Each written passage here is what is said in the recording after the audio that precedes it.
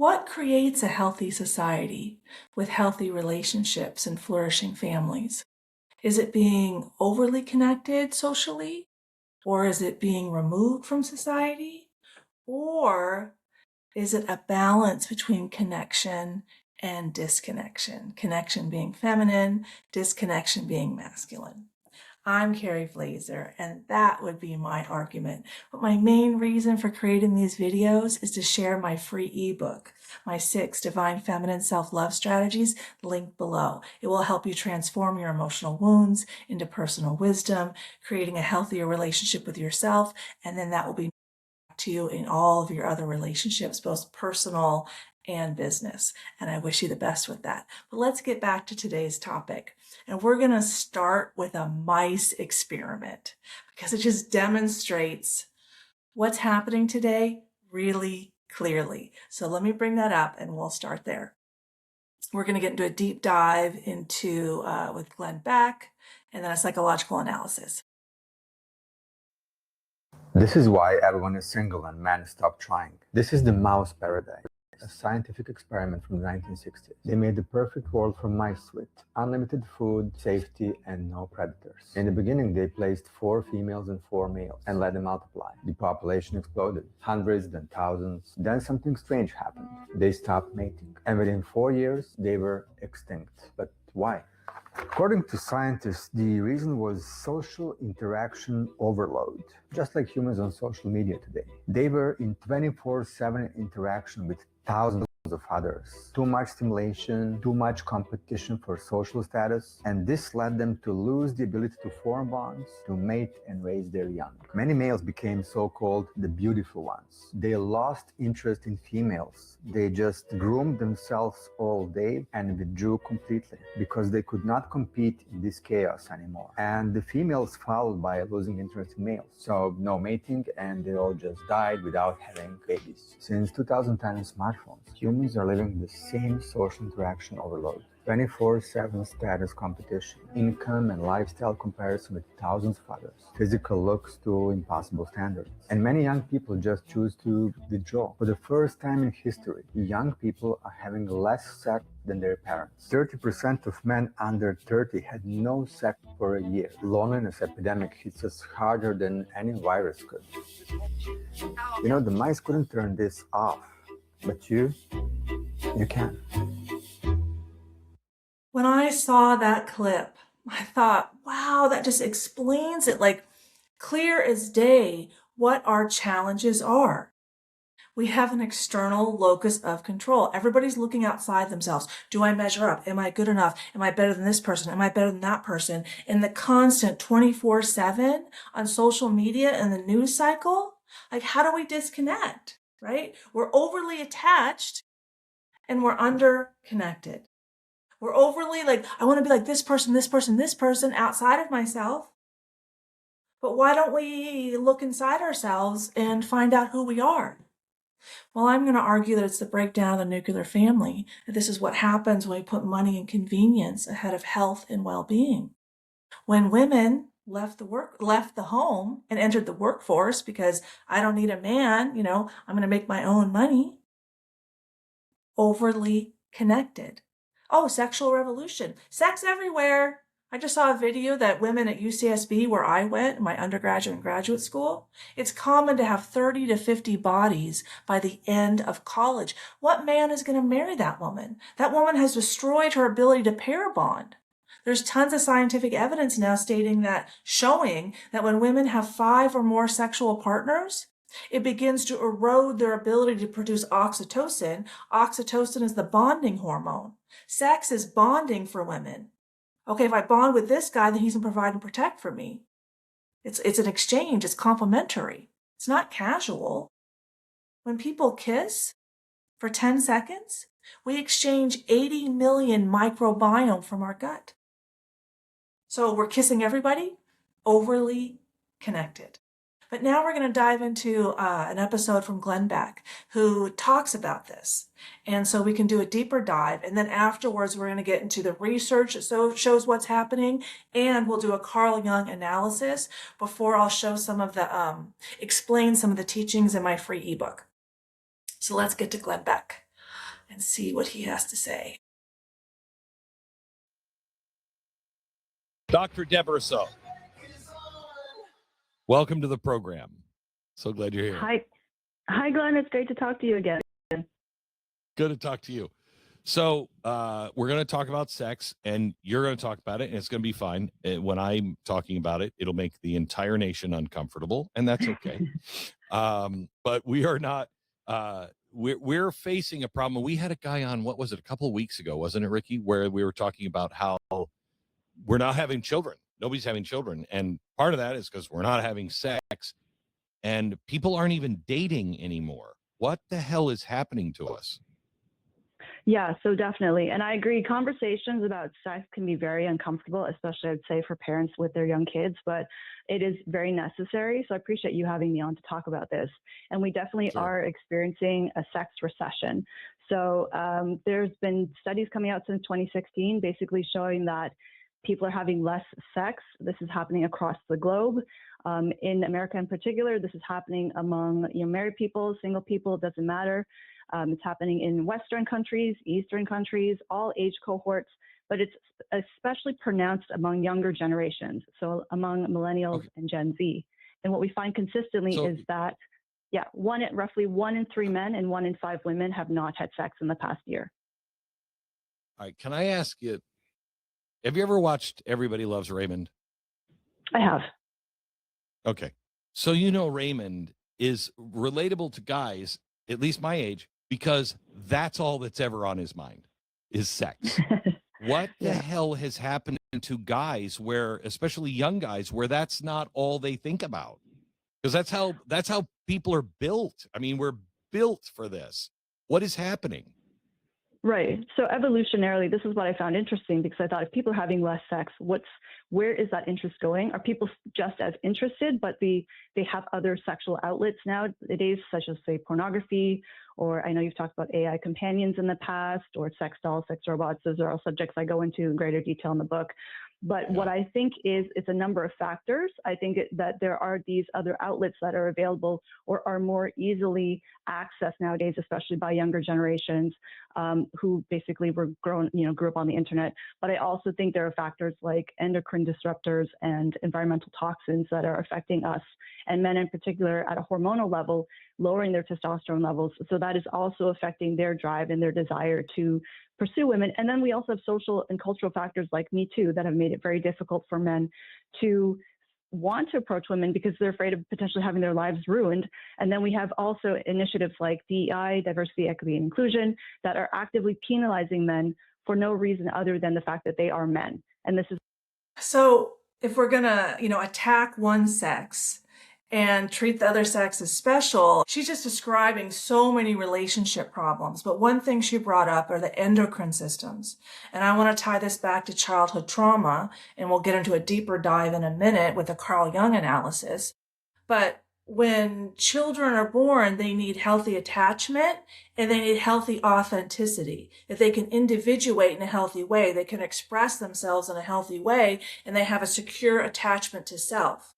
Well, 40 to 60% of kids do not have a secure attachment to self, depending on which research study you get to, meaning they cannot express themselves authentically. When children can express themselves authentically, their endocrine system is developed normally. But when they have an overabundance of stress, like too much daycare, not enough time with mom and dad, and modern society, over too many screens, too much you're wrong, you're wrong, you're wrong, you're punished, then their endocrine system doesn't develop properly. And so that's how addictions are formed. Because endocrine is like the body's natural opiate. And when we can't naturally create our own opiates, we look outside ourselves to find them, and then it feels like a warm hug. And I'm quoting Dr. Gabor Maté, and we'll get to him in a little bit when I get to the lessons in my ebook. But this all goes back to childhood trauma, and when we put money and convenience before health and well-being. We put women in the workforce, during the Industrial Revolution and through kids in daycare.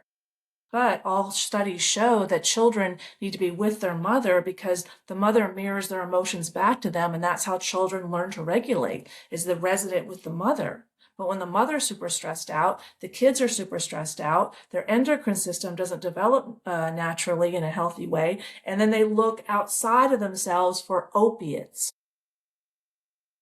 Think about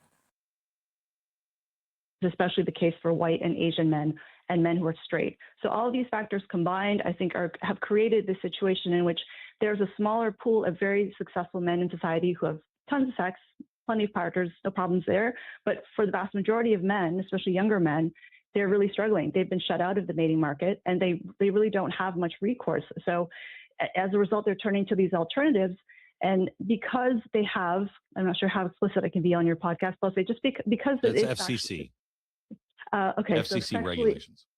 We'll say it's, I don't want to get you a ton of complaints. So we'll say because it is rewarding for them to pursue these other outlets that are not real people, you know, they get the gratification to some degree. It allows them to be satisfied enough to keep them from, say, losing their minds, or being overly frustrated. But at the same time, because it is reinforcing, it makes them more inclined to go back to that instead of wanting to pursue a real life partner.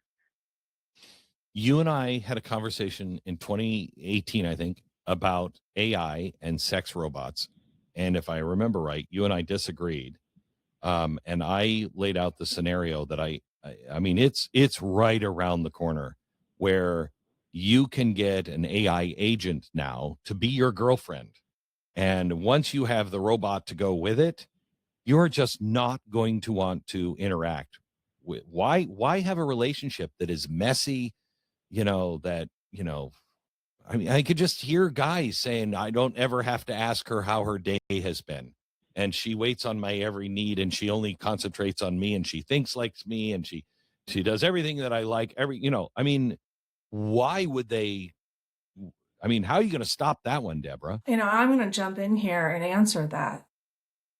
We leave relationships because they're challenging, because we don't teach people that the challenge is where the growth happens. We don't come here to be comfortable. We come here to grow.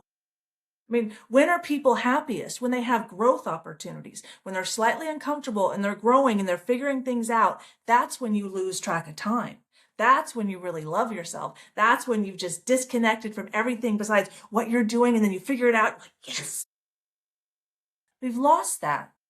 We put money and convenience before health and well-being, and we're having so many problems. We don't even know what a man is and a woman is. Like, I had to figure that out. What is a healthy feminine woman? I was born in 1970. Parents got divorced in 76. In the 80s, high school was, what college are you going to go to, Carrie? What degree are you going to get? What career are you going to have?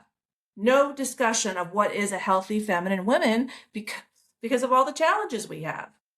But challenges bring us the opportunities for growth. So, these are all short-term solutions. And after this, I'm going to play a video from Dr. Gabor Maté about how addiction is created. And he ties it back to childhood trauma. He's a family medicine practitioner who specializes in how childhood trauma impacts adults. But let's let them finish the conversation here.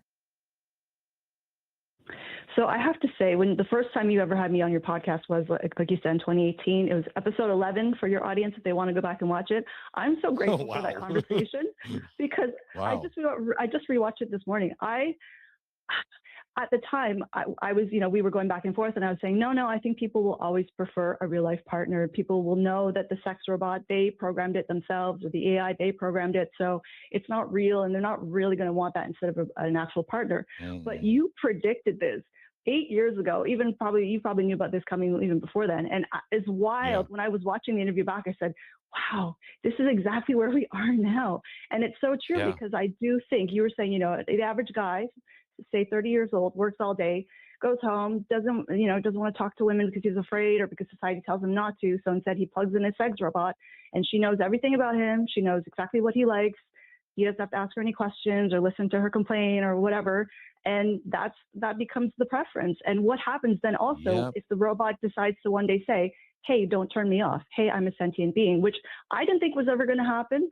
But I see it happening now at the rate the technology is going. So my mind was blown in writing this book. It's just been wild. All the research I did and all the scientific studies I went through to come to this conclusion that I do think this technology is concerning. And yes, because so many of these men are frustrated with dating. I think even if you are someone who gets a lot of female attention, and even for women who are getting a lot of male attention, because social media has made us so polarized and has, I think, especially fomented this political divide between men and women. I think men and women have always differed a little bit in terms of their politics on average. Women tend to be a little bit more progressive, but social media has created such a aversion, I think, between the sexes. So it's really incentivizing young men in particular, because young men tend to have a higher sex drive than women. And especially if they're not getting access to sex in the form of an actual real life person, to go down this route and say, well, I don't even have to pay for a date in this case. I just put down the initial, sum of money for this robot or this AI, and I'm fulfilled. Wow. Well, I will link this one below, and let me pull up Dr. Gabor Maté. Oh, addiction. There it is. I love this one. He explains it so clearly, so clearly.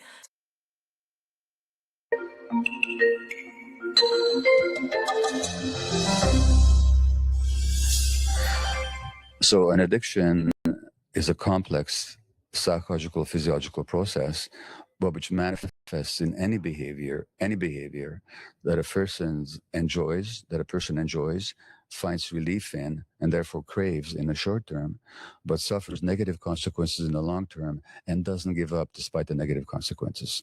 So craving pleasure, relief in the short term, negative consequences in the long term, inability to give it up. Now, notice I have said nothing about substances. I said any behavior. So it could be related to cocaine, crystal meth, heroin, fentanyl, marijuana, nicotine, alcohol, whatever. Could also be sex, gambling, internet, relationships, shopping, eating, work, extreme sports, working out, pornography, any number of human activities. So I said any behavior. Now, the official definition of addiction, according to the American Society for Addiction Medicine, is that this is it's a primary brain disorder. It arises in the brain, largely due to genetic reasons. This is how they see it. And I say that's just not true. The other popular idea about addiction is that it's a choice that somebody makes, that people choose to be addicted, which is what the legal system is based on. Because if people are not choosing, what are we punishing them for? And although I think the medical definition is closer to the truth, I don't see it as it's a genetic disorder, and I don't see it as a primary brain disorder. So let me perhaps show you why, if that's okay. A human being has two fundamental needs, apart from the physical needs, in infancy, in childhood. One is for attachment. Now, attachment is the closeness and proximity with another human being for the sake of being looked after, or for the sake of looking after the other. Now, human beings, as mammals, and even birds, are creatures of attachment. We have to connect and attach, because otherwise we don't survive. If there's nobody that's motivated to take care of us, to attach to us that way, and we're not motivated to attach to others, we just can't survive. One interesting thing is that the endorphins, which are the body's internal opiate chemicals, which heroin and all the other opiates resemble, they help to facilitate attachment. So if you take infant mice and you knock out their endorphin receptors so they don't have endorphin opiate activity in their brain, they won't cry for help and separate from their mothers, which would mean that they would die in the wild. And which goes back to what happens in childhood when there's stress and trauma, these endorphin systems don't develop. And then when people do heroin, it feels like a warm, soft hug to them. They feel love and connection for the first time. That's why it's so powerful. But so we have this need for attachment, without which obviously the human infant, who's the most helpless, the most dependent, the least mature of any creature in the universe at birth, cannot survive without the attachment. And that attachment relationship, given that we have the longest period of development of any creature, well into adolescence and beyond, attachment is not a negotiable need. But we have another need, which is authenticity. Now, authenticity, out of the self, means being connected to ourselves, just knowing what we feel and being able to act on it. So that means our gut feelings. So let's look at how human beings evolved. For hundreds of thousands of years, And for 100,000 years or so of this species existing on Earth, how did we live? We didn't live in cities and houses and so on. We lived out there in the wild until very recently in human existence. Now, just how long do you survive in the wild if you're not connected to your gut feelings? Not very long. If you start using your intellect instead of your gut feelings, you just don't survive.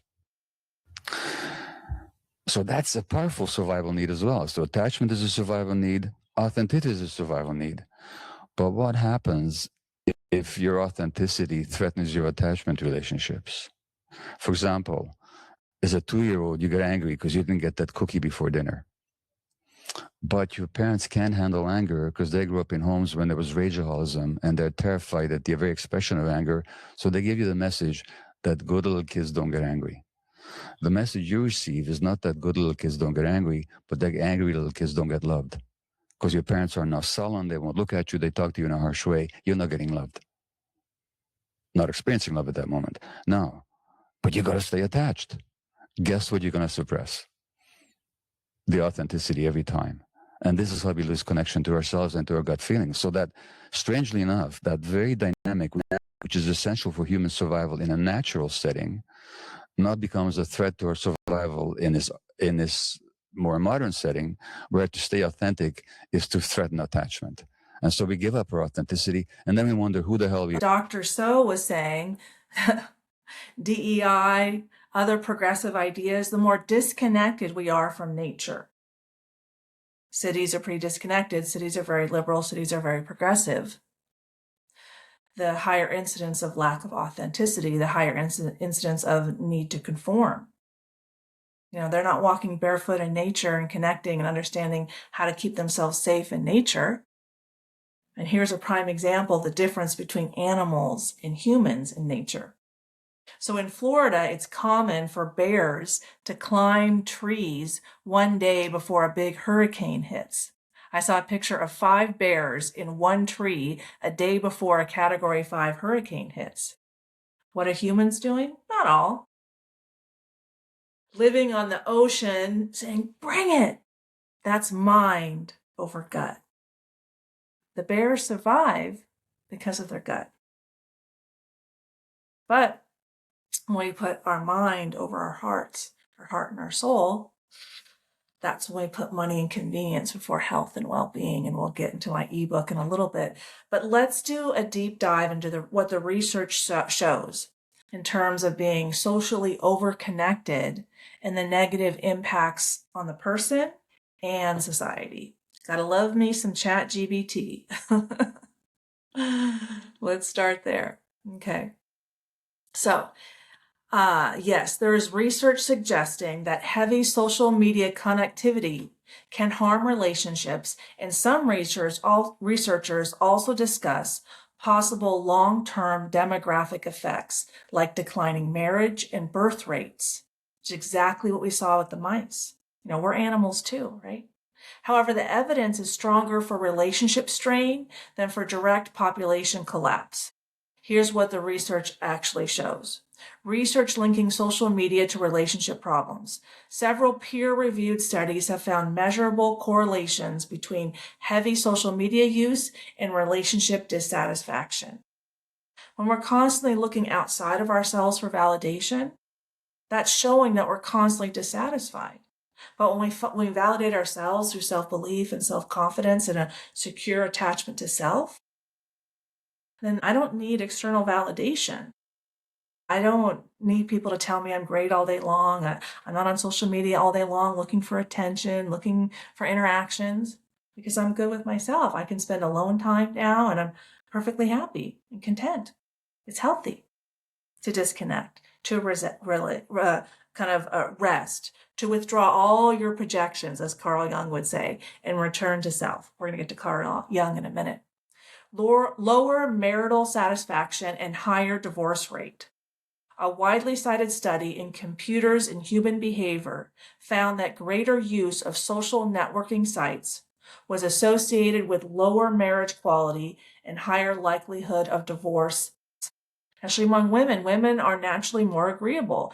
Men and women are complementary. We're not the same. Women connect, men disconnect. It's shown that neurologically, women have to make tons of connections to go from the back of the brain to the front of the brain, and men just skip this. That's why men are physiologically designed for faster decision making. It's in our physiology. Researchers also found that people who use social media more frequently report more relationship conflict and lower happiness in the marriage because they're constantly comparing. Well, so-and-so and so-and-so and so-and-so. No, what about us? Like, that's triangulation. It's called bully triangulation. It's not healthy. A 20% rise in Facebook adoption correlated with a 2 to 4% increase in divorce rates. That's significant. These studies don't prove causation, but they show a consistent statistical relationship between high social media use and poor relationship outcomes. Mechanisms researchers think are responsible. Increased opportunities for infidelity.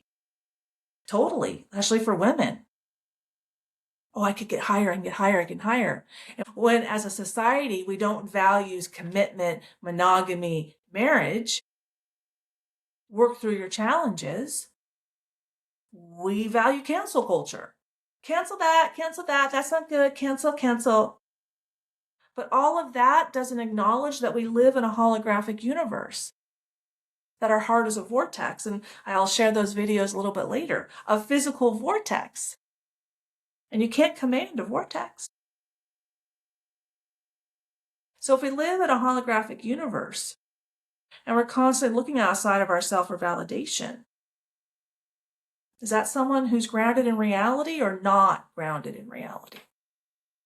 When we allow an external locus of control, psychology shows us that sets us up for a victim mindset, for codependent relationships, not a healthy attachment to self, not a healthy connection to self.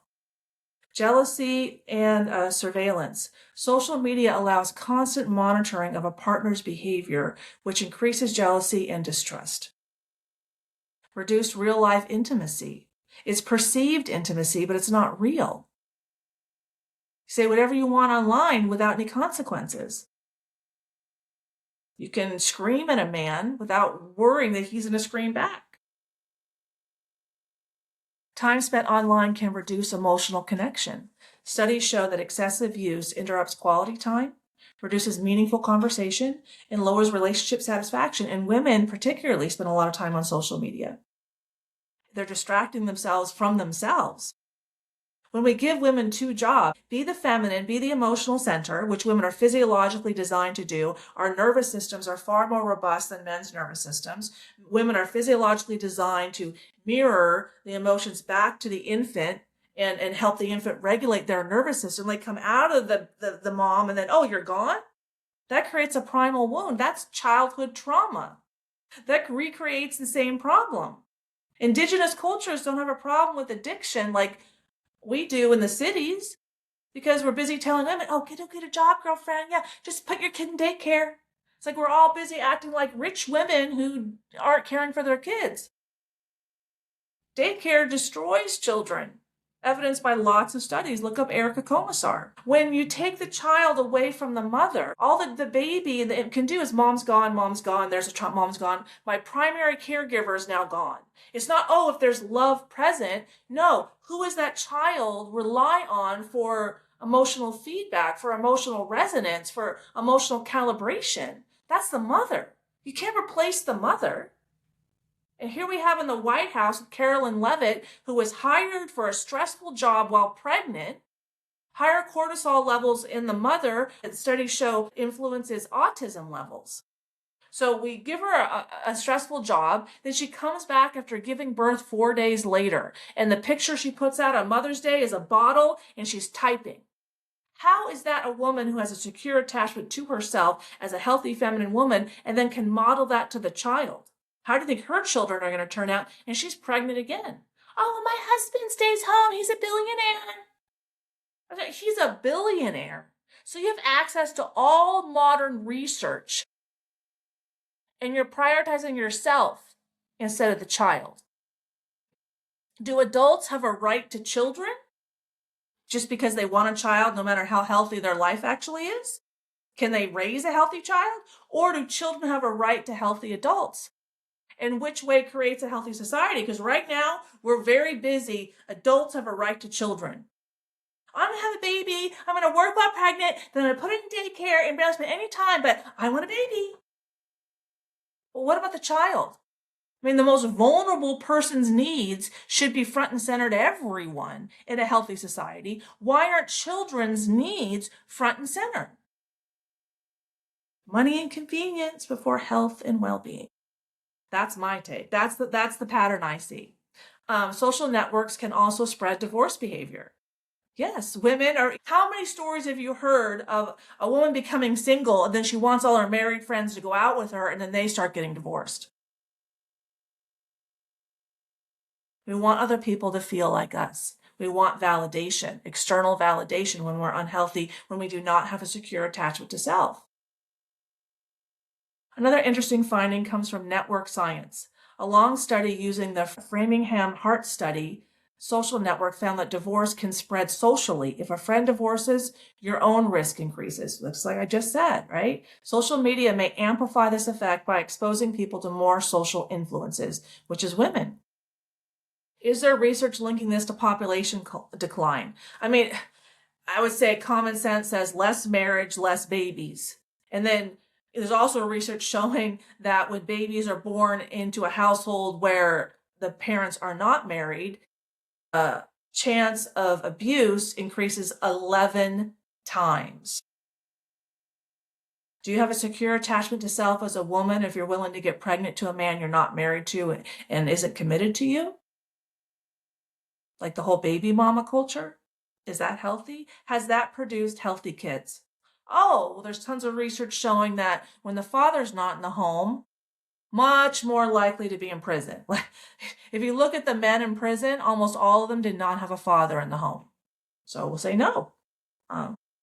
Researchers studying social media discourse about marriage note that online platforms can amplify negative attitudes towards marriage and relationships, influencing decisions about partnerships and family formation. I'm going to bring up Andrew Tate. Why? Because he came into my personal life because I established a relationship with his best friend, Justin Waller, in June of 2022. What I didn't know at the time was 2 months later, he was about to be canceled on social media and get his payment processing center disconnected because of his misogyny. So the government will cancel people for misogyny, but if you look on TikTok, how much misandry, male hate, is permissible? You got accounts there with 4 million views, 10 million, it's everywhere. You know, DEI, like that woman was talking about, it's acceptable socially to punish men, but not women. How is that a healthy society? And so men are like, okay, I'm out. I understand. They got all the women on OnlyFans. So men are out. Women, I don't have money. I'm going to go, men can pay me for sex and pay me to watch me to have sex. And that's healthy. Short-term thinking, not long-term thinking, right? Because those women are going to have a very difficult time getting married and have a healthy relationship. Men know now. You want a girl on OnlyFans? We know now children in their teenage years have committed suicide because their mom had an OnlyFans account. Do parents have a right to children, or do children have a right to healthy parents? Combined with other trends, economic stress, delayed marriage, cultural shifts, fewer marriages, fewer births, delayed family formation. When we teach women they have to be a man and then also a woman, we can't do both. It's overload. Like the mice, overload. Current scientific consensus, well-supported findings. Heavy social media use correlates with lower relationship satisfaction. It increases jealousy, conflict, and opportunities for infidelity. It can contribute to divorce risk. All right, let's look at Carl Jung. Carl Jung would likely interpret the rise of hyper-connected social media very differently from modern sociologists or neuroscientists. His framework focused on archetypes, projection, shadow psychology, and the loss of the authentic self in the collective. Dr. Gabor Maté, his work relies a lot on Carl Jung, and that's why I resonate with him. The inflation of the persona. Jung believed that every person develops a persona, the social mask we present to the world. Social media essentially turns life into a permanent persona performance. We've seen that. The persona is what one is not, but what oneself and others think one is. So it's all up in the brain and not the heart and the soul. A strong connection to self is a strong connection to your soul, like the dedication of my book, The Cherokee Proverb. A woman's highest calling is to connect a man to his soul so he can unite with Source. A man's highest calling is to protect a woman so she can walk the earth unharmed. Women do the inside work, men do the outside work. I got an innie as a woman. Men got an outie. I mean, it's clear as day, but with all of the challenges, and especially in Western culture and patriarchy and women leaving the patriarchy, and what I had to learn is we project our shadow, our lack of self-belief, our wounds, our problems, our lack of self-love externally, so we can see ourselves and then figure out how to change, which is that what I see feminism is. It was finally time to go, we ain't taking it anymore, and we need to change this. And not that women are perfect and men aren't perfect, but we all have to, I'll say a come to Jesus moment, right? A come to reality moment. Women are the emotional center. Emotional intimacy is where mental health is created and sustained. When women left the center for the workforce, that's when we got a huge surge in mental illness. Women did that around the 70s. And then we expect men to be mentally healthy when they don't have a healthy emotional center, or we expect kids to be healthy when they don't have a healthy emotional center. I encourage you to self-reflect on that. How has that impacted your life? I know with my older daughter, I went back to work when she was 3 weeks old. 2 weeks later, I developed bacterial pneumonia and I almost died. I spent 2 weeks on a ventilator in ICU. That's not a healthy mother. In social media culture, people curate an idealized identity, totally all the face filters and all the stuff. The real self becomes hidden. Relationships form between personas rather than authentic individuals. I mean, I've seen studies of two people who both got a ton of plastic surgery, got married, and then wondered why their kids were so ugly. Is plastic surgery a persona? I'll let you decide that. From a Jungian perspective, this makes genuine intimacy difficult because true relationships require the self, not a mask. Healthy relationships. Massive shadow projection. Jung believed humans project their shadow, the rejected parts of themselves, onto others. Social media amplifies this mechanism. You're racist, you're misogynist, you're transphobe, you're fatphobe. Well, we're going to go over in a minute the physics experiment that shows that those people are talking about themselves through projection. Examples Jung would point to is online outrage mobs, political demonization, idolizing influencers, then destroying them. The more people live through a persona, the larger the shadow becomes because we're not dealing with our problems. When you're more in your persona, it's focused on perfection, on the view outside of yourself, how other people perceive you, as opposed to creating wholeness inside of yourself, transforming your emotional wounds into personal wisdom and then integrating that. Jung warned that societies collapse when the shadow is projected instead of integrated. And it's the integration that's the problem. Everybody's blaming everybody else for their problems, and we're not integrating solutions inside of ourselves. We want to indoctrinate other people like DEI. You're racist, you're transphobe, you're, misogynist, you're patriarchal, all of those accusations, ad hominem attacks, which are moral cudgels and not a real argument. The illusion of infinite options. Jung believed men and women carry inner images of the opposite sex. Healthy relationships form when people recognize these projections. But social media and dating apps create what Jung might call archetypal inflation. Right? Well, I can get another guy, and women can go on these apps and get guys all day long, right? Men can't. People encounter thousands of idealized images of partners. The psyche begins chasing an unattainable archetype rather than a real human. Like so many women, well, I want 6 feet, 6 inches, 6 figures because I deserve it. I'm sorry, that's not how reality is created. Our energy is projected externally, and then what we resonate with, where we're a vibrational match with, like if I'm projecting selfishness, I'm a vibrational match with selfishness, and I will perceive the selfishness. But in that instance, my soul is not showing me their selfishness to, point out, you're selfish. No, my soul is showing me my own selfishness for my own self-reflection to create my own more secure attachment to self. It's all about self-reflection. The universe is a mirror showing me myself in every moment as a constant feedback loop for self-improvement. I mean, if you just, for the next few years went around every time you had a negative thought in your brain and said, oh, how can I apply that to myself? Why do you need a therapist? Use my free ebook, learn to self-reflect, walk barefoot in nature, eat a healthy diet, exercise. I mean, if therapy knew what it was doing, why do we have a mental health crisis simultaneously? And I'll tell you this, therapy only engages the feminine, the communication, mostly. But to create wholeness, you have to access the feminine and the masculine. So for men, like chopping wood and then yelling out their challenges is their feminine and their masculine, and chopping wood is the most testosterone producing, cortisol reducing activity for men, but not for women. But how many women do you go out there, I'm hitting things in nature? Stop it. The healthiest for women is walking and gentle yoga. We're complementary. We're opposites. We're not the same. Okay. The crowd mind, loss of individuation, loss of authenticity. Jung was deeply concerned about mass psychology. He warned that modern societies create collective psychic possession, where individuals lose their individuality. I mean, we say all the protests. My ex-husband's Israeli. I have 3 kids who are half Israeli.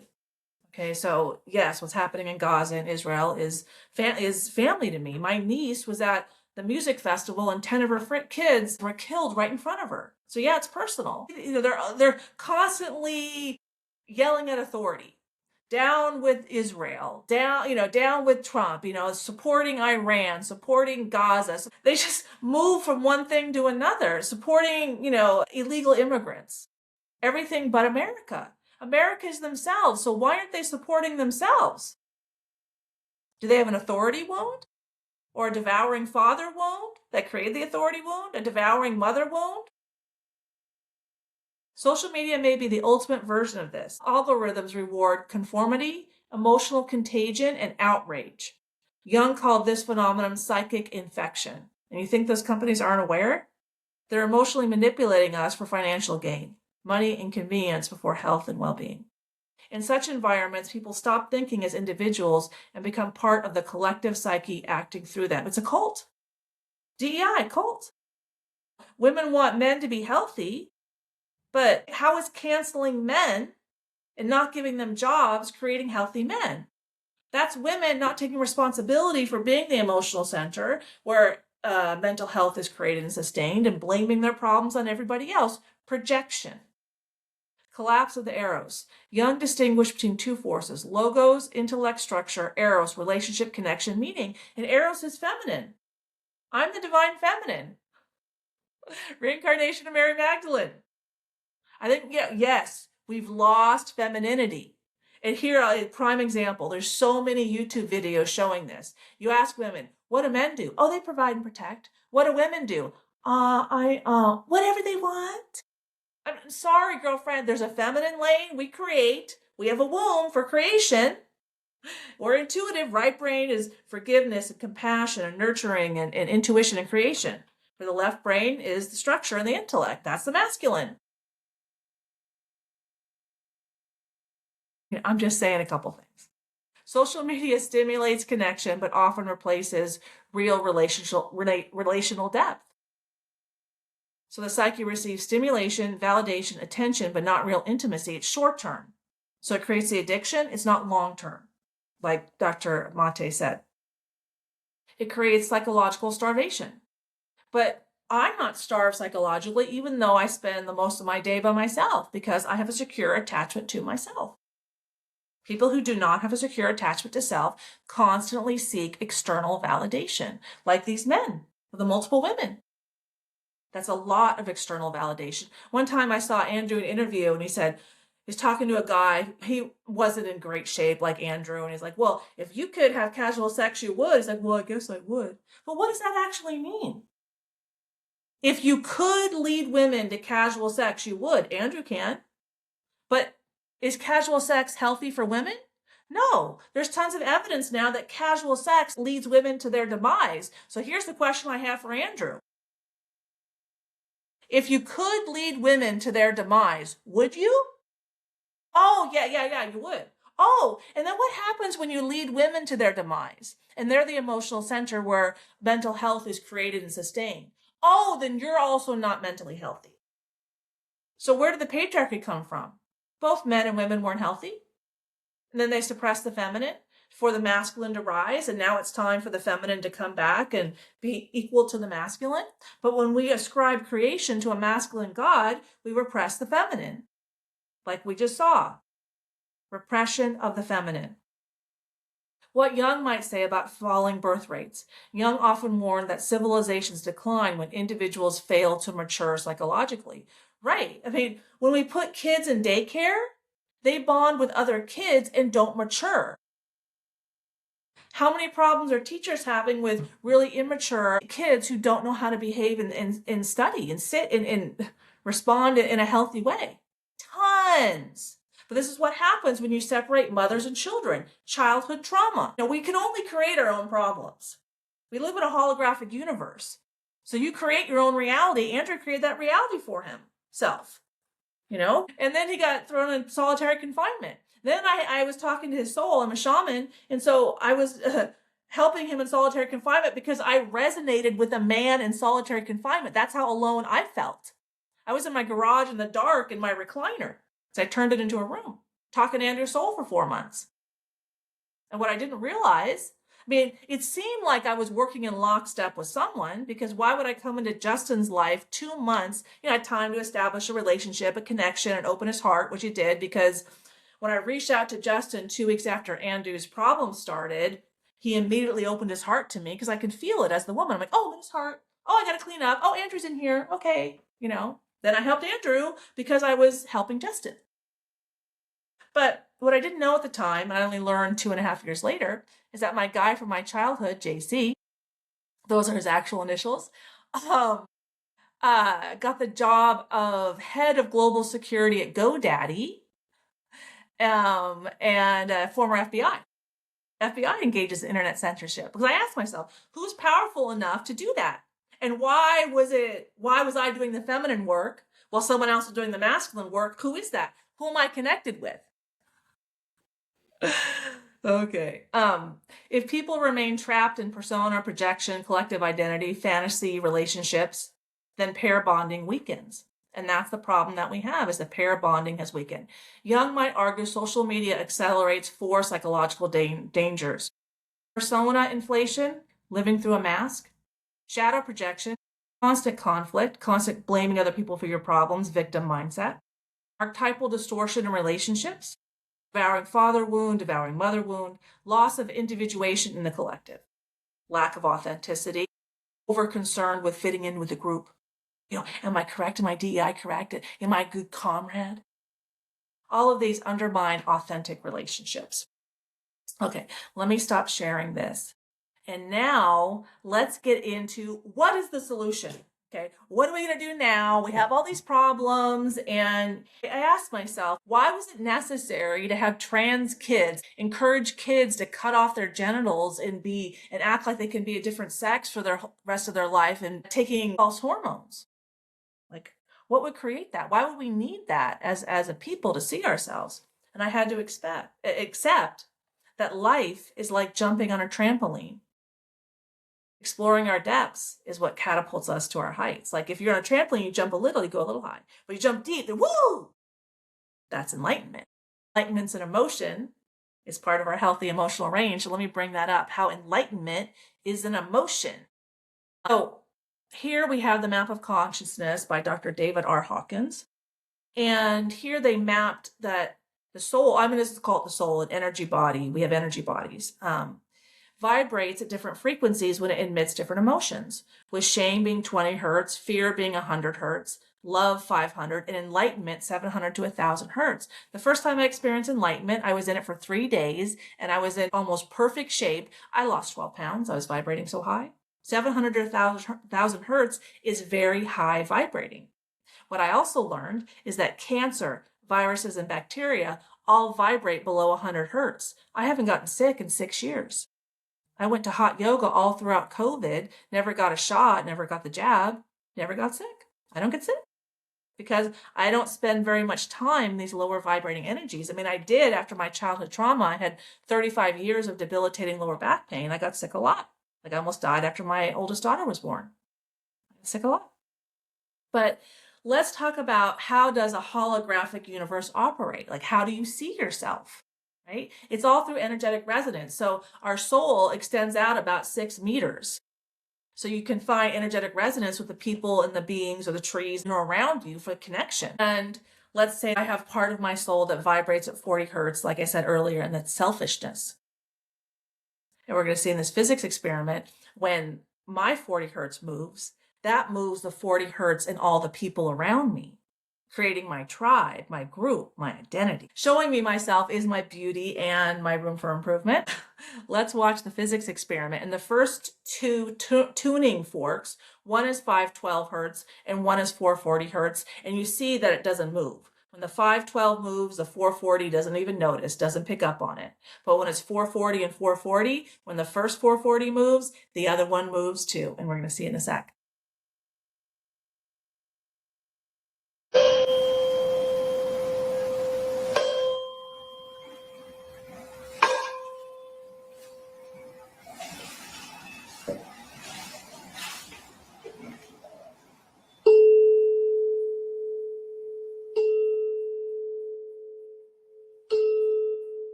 Wow. So I'm going to quote Einstein here. The field is the sole governing agency of the particle. So the energy field, the vibration, the energy field controls the particle. Now I want to show you my 2 favorite videos. One is how a heart is a vortex, and the other one is how the heart is formed in the embryo. And it's just, wow. Let's start with how the heart is a vortex by Dr. Tom Cohen.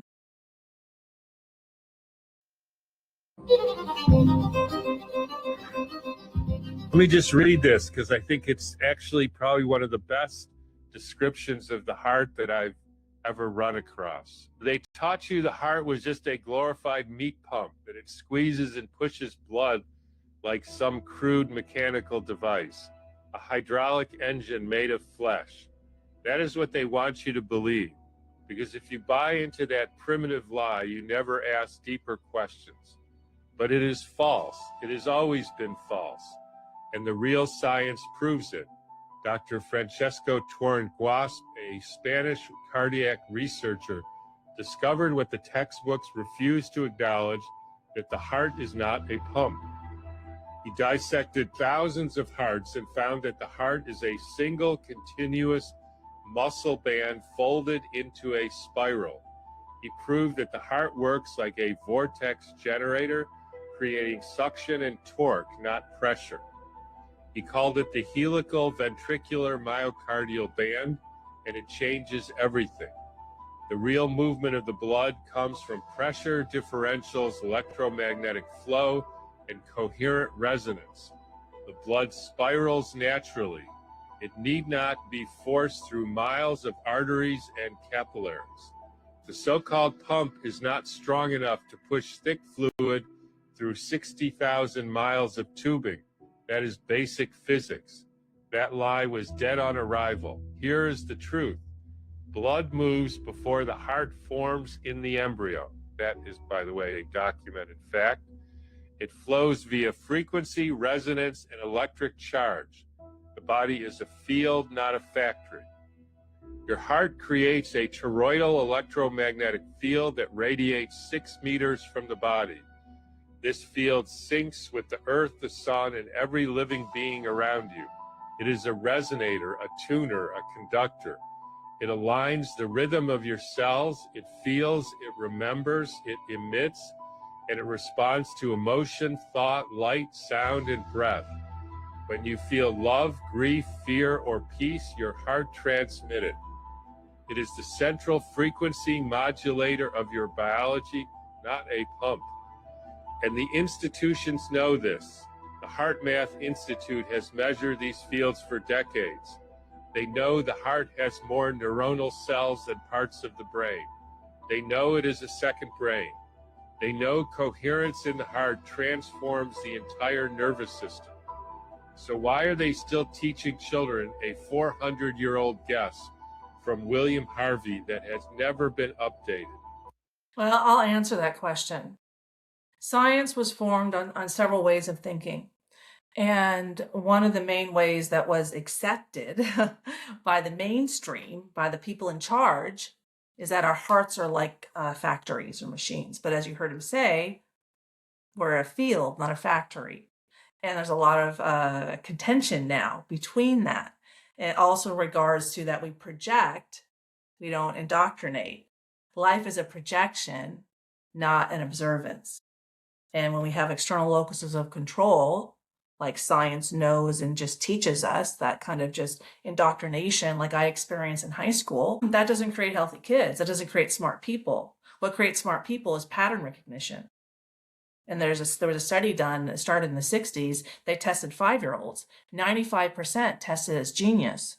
After high school, only 5% did because of the indoctrination. I hated high school. It was all memorize and repeat. They've done studies now. When you interact with the material a little bit, you self-reflect, and you go back to fill in the gaps, that's pattern recognition, and you remember better because you're interacting with yourself. It's a secure attachment to self. All right, let's finish it up with the last video about how a heart is formed in an embryo. And we're going to rely on a Tesla quote. If you want to understand the secrets of the universe, think in terms of energy, frequency, and vibration. When something's true, it's true in multiple places, and that's why I rely on the wisdom and the knowledge. That's the integration of the masculine and the feminine that we all so desperately need.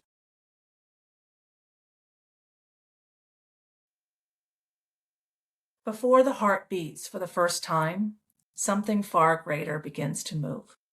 Long before your heart ever beat, thousands of cardiac cells made a silent decision. There was no pulse, no rhythm, no sound. In the earliest stages of development, individual heart cells begin firing electrical signals on their own. Then something remarkable happens. They synchronize. Energy naturally aligns with the highest vibrating frequency. We naturally align. It's a natural process. Separate impulses align into one coordinated electrical wave. That wave triggers the first contraction, the first heartbeat, the beginning of a rhythm that can last a lifetime. So I encourage you to grab a free copy of my ebook. It's in the description, and there'll be a pinned comment with it as well. But one of the teachings is changing the world is an inside job because it's a projection. We live in a holographic universe. Canceling things outside of yourself doesn't address the source of the projection. The internal is projected externally. It's not externally projected internally. That's indoctrination. Not healthy. Anyway, I hope you enjoyed the free ebook. Also, my YouTube channel, I have a meditation, shamanic drumming video. It's pinned at the top. Please use that. And the more you sit in my energy, the more I can help you transform. You know how people say you're the summary of the 5 people you hang around most? That's changing the world. It's an inside job. So if you hang around with a lot of people with a lot of addiction problems, more likely to be an addict. If you hang out with people who have a healthy and secure attachment to self, have healthy relationships, so are you. We just saw that when we, were interacting with ChatGPT. But anyway, grab a copy of the book. Please like and subscribe. Thank you very much. Bye.